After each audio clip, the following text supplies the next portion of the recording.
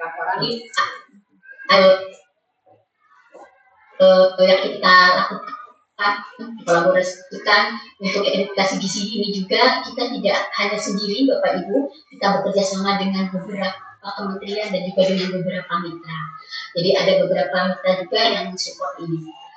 Lanjut Bapak Ibu ya, bahwa untuk kegiatan ini dasar hukumnya itu untuk program MBG terkait dengan undang-undang terkait gizi dan pendidikan nomor 17 tahun 2023, lalu juga ada peraturan presiden nomor 12 tahun 2025 yang sekarang ada lagi yang terbaru nomor 115 tahun 2026. Nah, di mana dalam perpres tersebut itu di bagian E di bab 2 tentang penyelenggaraan program makan bergizi gratis bagian E itu pasal 4 itu ada tambahan terkait sasaran.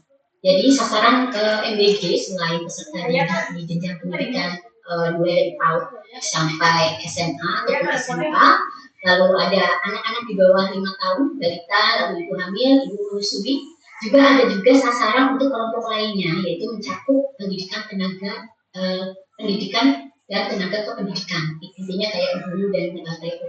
Nah, ini juga kami juga masih mempertanyakan ya, apakah dari sekolah sudah ada yang memang mendapatkan porsi lebih untuk guru dan tenaga kependidikan lainnya, karena ini sudah diatur di ya belum ya Pak ya, belum ya.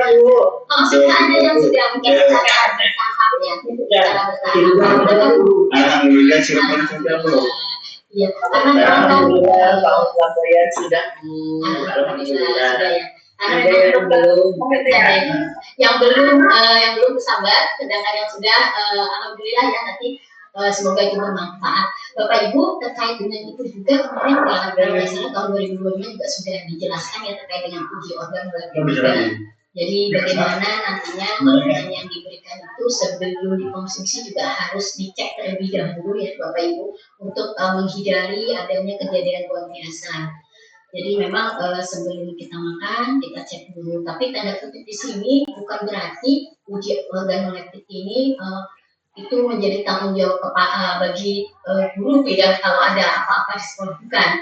Tapi ini untuk mengantisipasi sedini mungkin bahwa makanan yang kita konsumsi memang dalam kondisi layak. Karena seperti kita ketahui kan makanan yang diproduksi itu tidak sedikit ya, tapi jumlahnya ribuan dan itu dalam kondisi memang harus terjaga kualitasnya dan juga harus kondisinya memang segar. Makanya sebelum kita konsumsi kita pastikan terlebih dahulu bagaimana kondisi makanan tersebut. Bapak Ibu sekalian, untuk program MBG sendiri ini kita kan bekerja sama, nah sedangkan leading sektornya ada di BGN. Nah untuk di pusat Kemendikbudrismen itu ada yang namanya UPT juga ya, BPPMP dan BPMP. Lalu terkait di BGN kita langsung ke BGN, lalu ada juga Kemenkes. Dan untuk sasaran ataupun penanggung jawab di daerah untuk BGN sendiri ada yang namanya Satuan Pelayanan Perlindungan Gizi atau SPPG. Sedangkan di Kemendikbudrismen nanti bisa koordinasi dengan Pemda, Dinas Pendidikan Provinsi dan juga Kabupaten Kota. Sedangkan untuk Kemenkes sendiri di daerah dengan Dinas Kesehatan dan juga Puskesmas, Bapak Ibu.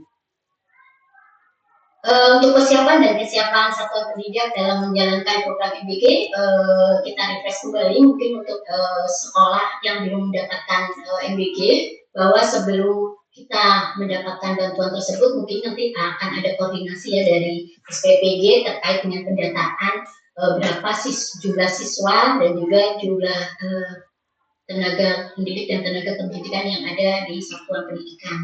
Nah, tentunya harus dilakukan persiapan Bapak Ibu terkait dengan sarana prasarana untuk sarana cuci tangan pakai sabun atau CTPS itu ada di lokasi sekolah, lalu juga area untuk penempatan transit makanan. Ini memang kami ingatkan kembali karena pada saat kami melakukan monitoring ke daerah masih banyak makanan yang ditaruh di bawah atau di selasa kelas ya Bapak Ibu untuk transit makanannya. Jadi mohon Bapak Ibu apabila memang tidak memiliki lokasi bisa dicoba ditaruh di meja yang di atas, ditaruh di tempat yang atas, lalu di bawahnya kasih alas terlebih dahulu ya, karena kita mengantisipasi takutnya ada beberapa debu ataupun bakteri yang masuk ke dalam kontainer.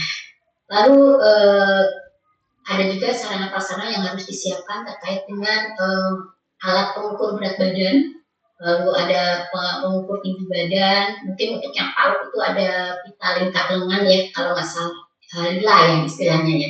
Lalu juga pembuangan tempat sampah.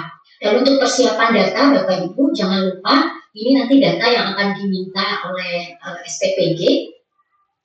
Ya, untuk SPPG itu pendataan ulang berapa jumlah siswa yang memang intoleransi ataupun fobia ataupun istilahnya alergi ya dengan jenis makanan tertentu, itu biasanya didata terlebih dahulu. Lalu ada juga penyediaan informasi terkait dengan kalender